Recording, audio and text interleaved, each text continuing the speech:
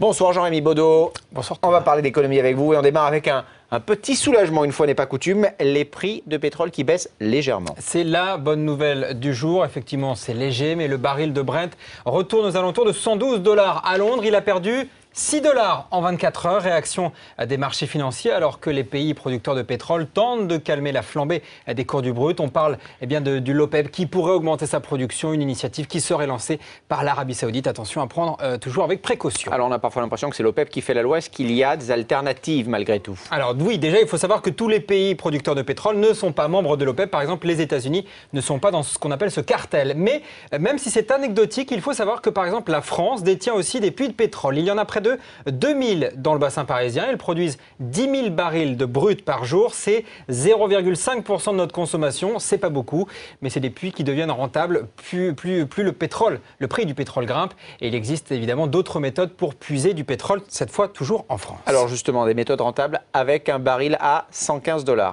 Oui, on considère que ces méthodes, en fait, qu'on appelle non conventionnelles, pour aller chercher du pétrole, sont rentables dès que le baril dépasse les 80 $. Là, clairement, on a de la marge. C'est le cas du pétrole de schiste. On connaît le gaz de schiste, mais le pétrole de schiste, c'est un petit peu la même chose. C'est un pétrole qui est piégé en France, dans des roches à 2700 mètres de profondeur. Il y aurait des réserves énormes, vous le voyez, entre 60 et 100 milliards de barils, des chiffres hallucinants, absolument invérifiables. J'en ai parlé tout à l'heure à un spécialiste, que ça a fait un tout petit peu rire.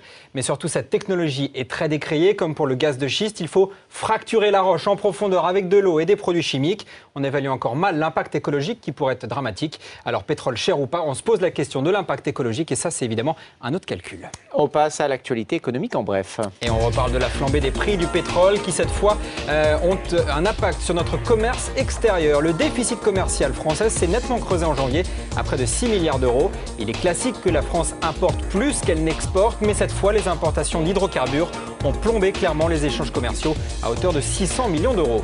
Le grand retour de la 2 chevaux, selon la Tribune, le groupe Citroën pourrait commercialiser dès 2013 un véhicule inspiré de la célèbre voiture.